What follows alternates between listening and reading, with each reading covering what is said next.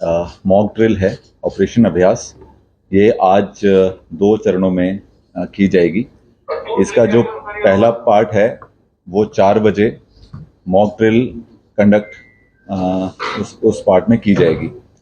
4 बजे जो air red का मैसेज हमारे पास, मॉक मैसेज जो हमारे पास आएगा, उसके बाद वेलिंग सायरन जो है वो ब्लो किया जाएगा, जिसमें हमारे सिविल डिफेंस के जो सायरन है, हमारे इंडस्ट्री के सायरन हैं, और इसके अलावा जो पुलिस के पास भी सायरन उपलब्ध हैं उनके माध्यम से वो ब्लो किया जाएगा।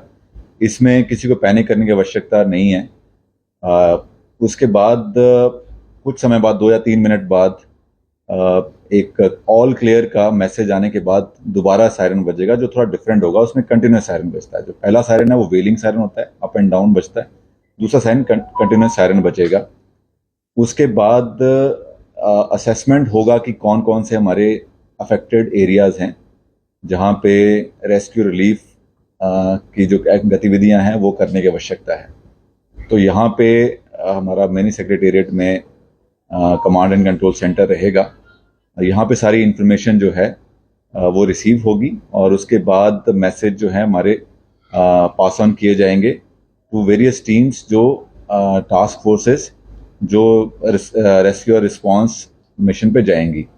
स्टेजिंग एरिया जो है हमारा ताऊ देवीलाल स्टेडियम में रहेगा। वहाँ हमारी 5 हमने ऐसी टीमें बनाई हैं, और वो 5 जो हमारी इंसिडेंट साइट्स जो हमने निर्धारित की हैं जहाँ पे इस मॉक ड्रिल को किया जाना है, उस पे उनको रवाना किया जाएगा।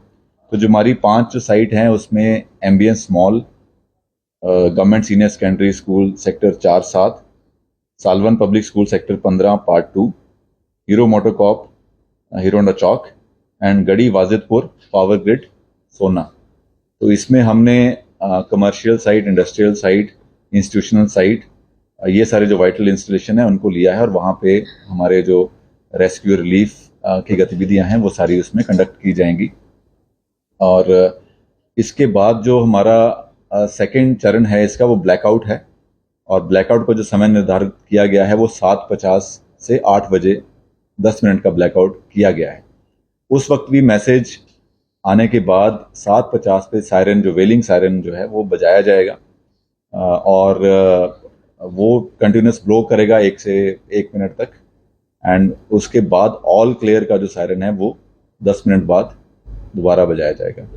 इसमें जो मेन हिदायतें हैं वो सिटीजन्स के लिए हमने जारी की हैं, सरकार ने जारी की हैं। उसमें सबसे मेन यह है कि अपने घरों की जो लाइट्स हैं उनको स्विच ऑफ करना है, अप्लायंसेस को स्विच ऑफ करना है, एलईडी स्क्रीन्स को भी बंद रखना है। साथ ही साथ जो विंडोज़ हैं उनसे दूर रहना है, वहाँ पे जो थिक कर्टेंस हैं उनको लगाना है, एंड घर के अंदर रहना है। 7:30 से 8:30 हिदायतों के अनुसार लिफ्ट का प्रयोग नहीं करना है।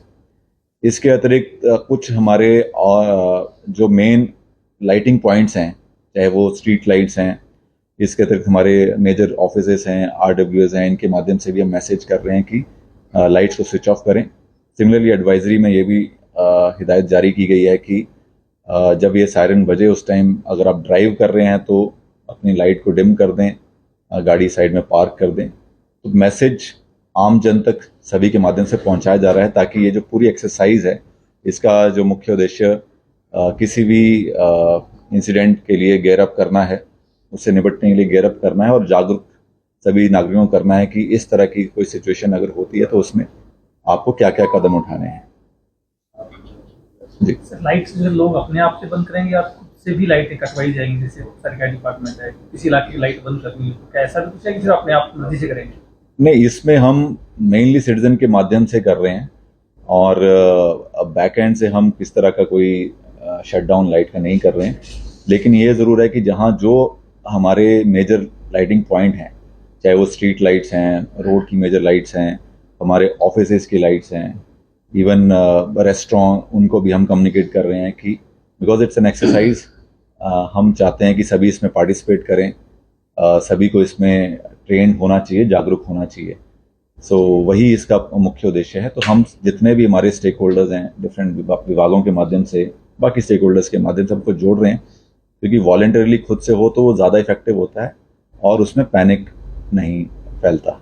अगर हम बैक एंड से कुछ करेंगे तो उसमें फिर वो दिक्कत होती है उसकी, कई और रेपरकशंस हो सकते हैं, जबकि मुख्य उद्देश्य ट्रेन करना और जागरूक करना। आरडब्ल्यूएस से क्या बातचीत की गई? बहुत सारी सोसाइटीज हैं, लिफ्ट के बिना लोग नहीं अपने फ्लैट तक पहुंच पाते हैं, क्या उनसे भी कोऑर्डिनेट किया गया है?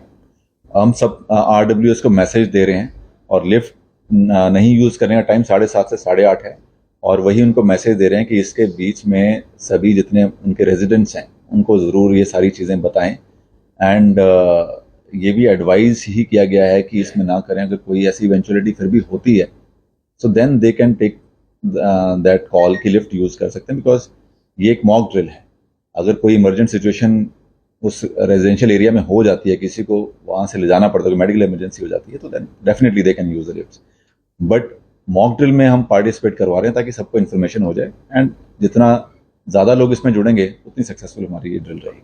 स्कूल्स की बात करें सर, क्या विद्यार्थियों को भी क्या एक मैसेज देने की कोशिश थी आज, क्योंकि स्कूल लगा था, तो असेंबली पॉइंट पर क्या एक ऐसा मैसेज जाए विद्यार्थियों के पास? जी, ये कल हमने एक विस्तृत इसमें बैठक करके और मीडिया के माध्यम से भी मैसेज दिया था, और साथ ही साथ हमारे जो एजुकेशन डिपार्टमेंट है और प्राइवेट स्कूल्स एसोसिएशन है उनके माध्यम से मैसेज दिया था। बस टाइमिंग का मैसेज जो है वो आज हम दोबारा उनके माध्यम से दे रहे हैं कि ब्लैकआउट का टाइमिंग क्या रहेगा। कल वो निर्धारित निश्चित टाइम नहीं था, आज जो निर्धारित कर दिया गया 7:50 से 8 बजे, तो वो दोबारा से हम मैसेज सभी विद्यार्थियों के माध्यम से कर रहे हैं ताकि ज़्यादा से ज़्यादा लोगों तक बच्चों के माध्यम से भी पहुंचा जा सके। दो जो ये स्कूल है, जब मॉकड्रिल होगी तो कैसे बच्चे होंगे क्लासेस करनी या कैसे?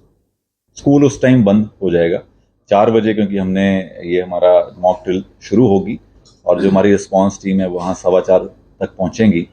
तो उसमें हमारे सिविल डिफेंस वॉलंटियर्स, इसके अतिरिक्त रेड क्रॉस वॉलंटियर्स, वो इसमें पार्टिसिपेट करेंगे। उसमें सारी चीज़ें जो रेस्क्यू रिलीफ ऑपरेशंस है वो इनैक्ट किए जाते हैं, तो उसी में जो विक्टिम्स भी होंगे वो भी हमारे वॉलंटियर्स होंगे और उन्हीं को रेस्क्यू किया जाएगा। इसमें टोटल कितने वॉलंटियर्स और कितने विभाग इस पूरे मॉक ड्रिल में शामिल हो रहे हैं, कितनी स्ट्रेंथ रहेगी?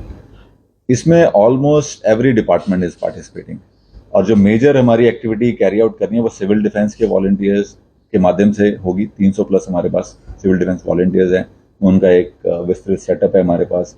सीनियर चीफ वार्डन जो है काफ़ी एक्टिव हैं।